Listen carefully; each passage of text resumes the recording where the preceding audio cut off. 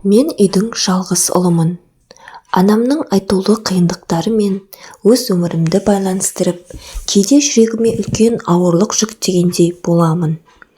Мені өмірге әкелгеннен кейін анамның денсаулығы күрт нашарлап, әртүрлі дертке шалдықты. Қанша жерден ана болу бақытына қайта ие болғысы келсе де, тағдыр оған бұл мүмкіндікті бермеді. Анам жүрек ақауымен күресіп, қант диабетімен ауырды.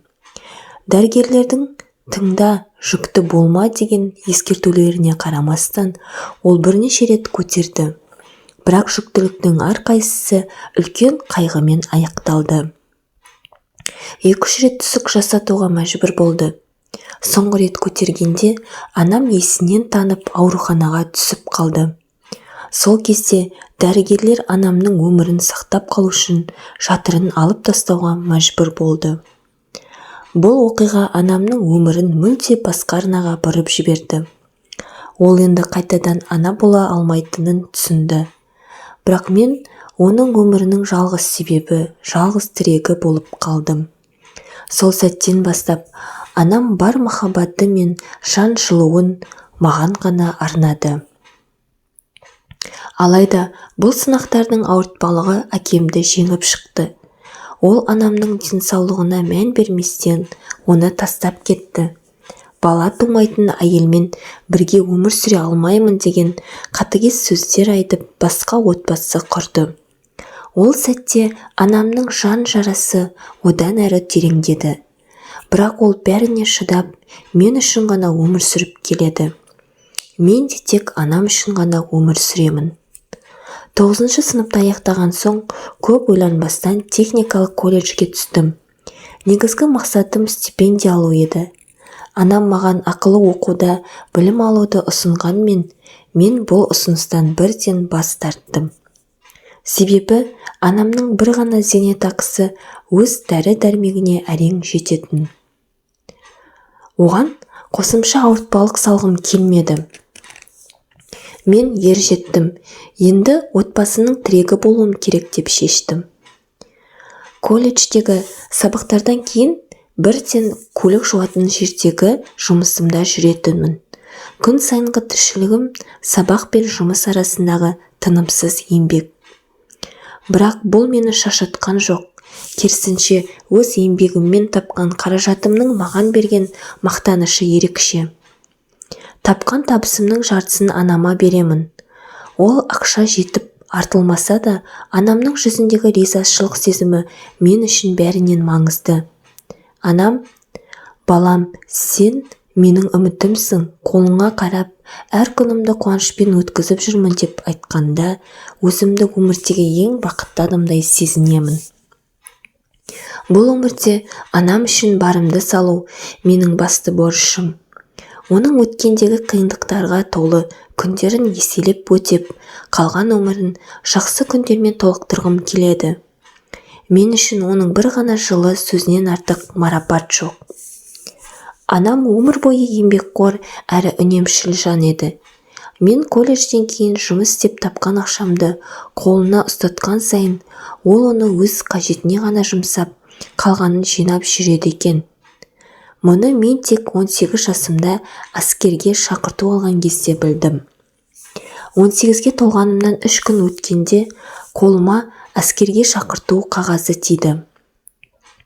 Анам бұл жаңалықты естіген бойда уайымға салынып, көзіне жас алып, балам, мен біраз ақша жинап қойдым, соны беріп комиссиядан өтпей-ақ қойсаңшы, армияға бармай-ақ қой құлыным деп жалына сөйледі. Мен анамның жанын түсіндім. Өзімнің де оны тастап кеткім келмеді. Бірақ бармауға мүмкіндік жоқ екенін білемін. Ақша беріп қалған күннің өзінде келесі жылы бәрібір шақыру келеді. Бұл жағдайдан қашып құтылмайтыным анық еді. Мама, уайымдамаңызшы, бұл тек бір-ақ жыл, мен есейіп нағыз жігіт болып ораламын деп, анамды жұбатып, әскерге кетуге дайындала бастадым. Әскерге кетер алдында анамды туыс ағамның қамқорлығына тапсырдым. Нағашы ағам біздің отбасымызға үнемі көмек көрсетіп, жанашырлық танытып жүретін. Мен жоқта анамды қараусыз қалдырмайтынына сенімді едім. Анамды артқа тастап, әскерге кету мен үшін оңай болмады. Бірақ бұл өмірдің заңы екенін түсіндім. Анам үшін мықты, жауапты ер азамат болуым керек. Оның үмітін ақтау менің ең басты парызым. Нағашы туыстарым мені әскерге шығарып салды. Анамның жанында болмаған бір жыл оңайға соқпайтынын білсем де, өзімді мықты ұстап, сыр білдірмеуге тырыстым. Алғаш рет анамнан ұзап бара жаттым. Бұл ой жүрегімді ауыртып, көзіме еріксіз жас келтірді. Бірақ ер жігіт жыламайды дегенді ойлап, ішкі сезімімді ешкімге көрсетпеуге бекіндім. Пойызға мінген соң жүрегімде жиналып қалған ауырлықты шығару үшін тыныш жер іздедім. Туалетке кіріп, іштей жарылып, солқылдап жылап алдым. Сол сәтте өзіме қатаң уәде бердім. Болды, еркек ешқашан жыламайды дедім. Әскерге келгенде мені осында өзім секілді бозбалалар қарсы алды. Әрқайсымыздың көзімізде өзімізді дәлелдеуге, батыл болуға деген жігер бар еді. Алғашқы күннен бастап сап түсіп, тәртіпке үйрене бастадық. Елді қорғайтын сарбаз болу әрбіріміздің мойнымыздағы үлкен жауапкершілік екенін түсіндік. Ант қабылдаған сәтте жүрегімде ерекше сезім оянып, ер жетіп, нағыз азаматқа айналғанымды түсіндім. Бірақ менің тағдырым бұл жерден де басқа сынақтар дайындап қойғанын қайдан білейін. Әскердегі алғашқы күндер мен үшін үлкен сынақ болды. Бұл жердің тәртібі, талаптары, тіпті күнделікті өмірдің өзі мүлде басқа әлем сияқты еді. Таңғы 5-те ояту, қатаң тәртіппен күнделікті жаттығулар, сап түзеу, жүгіру, мұның бәрі маған бұрын-соңды болмаған қиындықтар болып көрінді. Алғашқы қиындықтардың бірі ерте тұру мен уақытқа бағыну болды. Үйде өзім еркін жүріп, қалағанымен айналысатынмын. Ал мұнда уақыттың әр минуты қатаң есепте.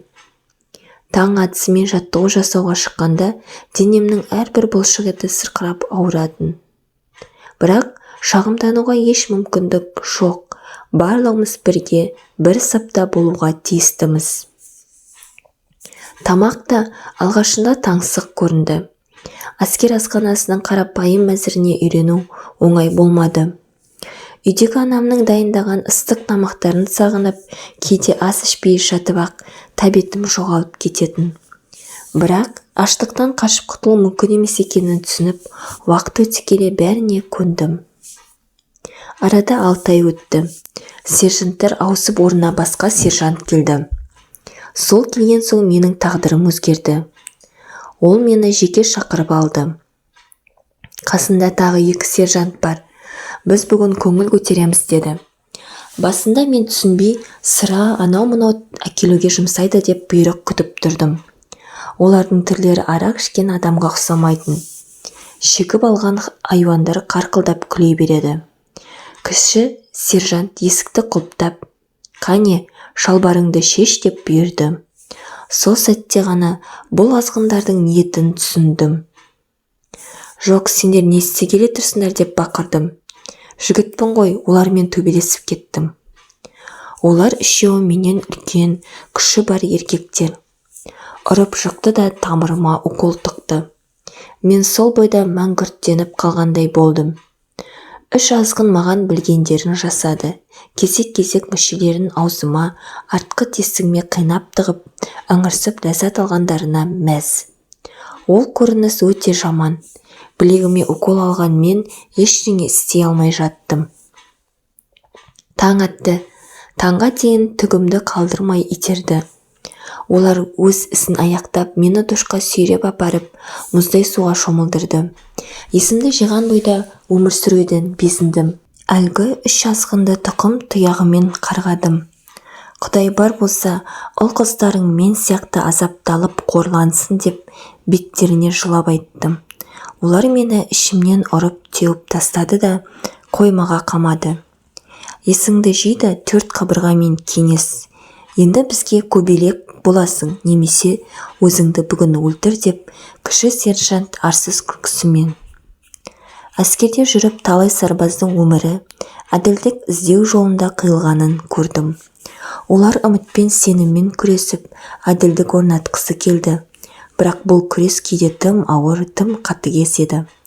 Сол сарбаздардың анасы қаралы хабар естіп, жүректері қарс айырылып, зар еңіреп қалатынын көріп жүрміз. Мен сол сәттерде олардың жан айқайын өз жүрегімнен өткізетінмін. Сол кезде өзіме бір сұрақ қоямын. Менше, мен осындай жолға бара аламын ба? Әділдік үшін өз өмірімді қиып, анамды жалғыз тастап кетуге дайынмын ба? Жоқ. Анамның өмір бойын маған арнаған әрбір күні, әрбір жанкештілігі есіме түседі. Егер мен өліп кетсем, анам қайғыдан есеңгіреп менің ізімнен кетері анық. Оның мен үшін көрген азабы босқа кеткендей болар еді. Өмірім үшін емес, анам үшін аман қалу мен үшін ең үлкен әділет. Сол үшін де өзіме қол жұмсамай аман қалдым. Ол азғындардың қорлығына 6 ай шыдадым, көндім. Бірақ мен ауру болып қалдым. Артқы тоқ кеңейіп, нәжісті ұстай алмайтын болдым. Анама бұл нәрсені айта алмай, құпия біраз емделдім. Әскерден келген соң үлкен памперс киіп жүретінмін. Анамнан тығылып 1 жыл ем қабылдадым. Анам менің аман сау келгеніме қуанды. Қайдан білсін, анам үшін қиындыққа шыдап аман жүргенімді. Бұл сырымды осы парақшаға айтып жеңілдей аламын. Әйтпесе, кеудемде ауырлық сезім әбден шаршатты.